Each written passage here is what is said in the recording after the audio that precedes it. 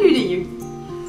Comme vous le savez sans doute, j'organise une retraite en Inde du 22 au 29 janvier prochain avec la pétillante et créative Nuria Reed, qui non seulement en plus de conduire sa moto les cheveux au vent, est également une merveilleuse prof de Vinyasa Flow à Santa Barbara en Californie.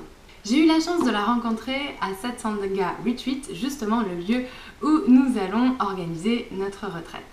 Du coup, j'ai eu envie de vous parler un peu plus du berceau du yoga, ce pays-continent qu'est l'Inde. La première fois que je suis allée, c'était dans le cadre d'un échange universitaire à Bangalore, et je dois être honnête avec vous, ça a été un vrai choc.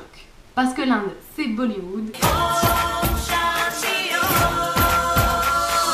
les couleurs, les odeurs, mais c'est aussi un immense pays comptant plus d'1 milliard d'habitants.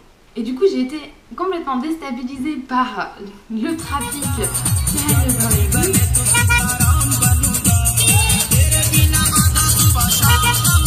Mais aussi cette culture hindouiste qui est très différente de la nôtre. Alors déjà, quand vous posez une question à un Indien, il va probablement vous répondre comme ça. Ça peut vouloir dire oui, comme ça peut vouloir dire non. Donc pas évident de s'y retrouver. Du coup, quand on me demande de parler de l'Inde, en général, ce que je dis souvent, c'est que l'Inde c'est enfer et paradis. Soit on adore, soit on déteste, mais on n'est jamais indifférent face à l'Inde.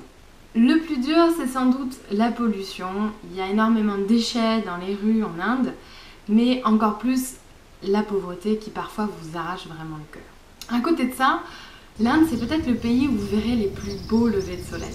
On se retrouve alors comme hors du temps, face à ce ciel un peu poussiéreux qui est si particulier à l'Inde.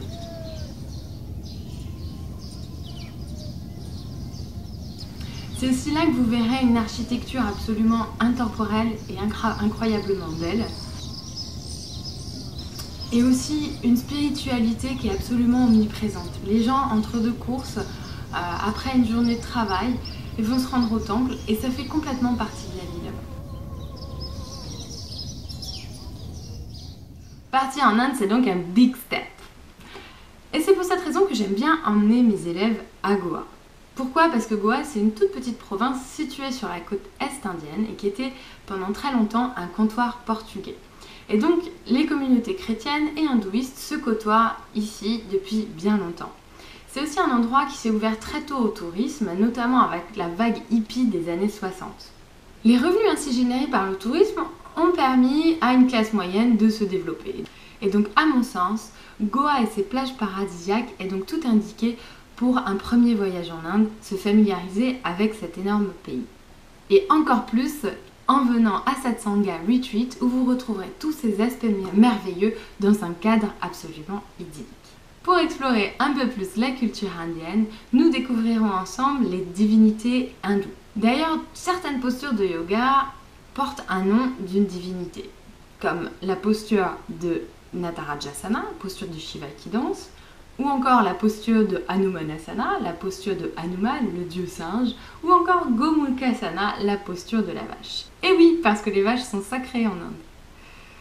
So if you understand a little bit English and you dream of discovering the country of Gandhi while practicing yoga and meditation, join us for this incredible journey in incredible India. Namaste!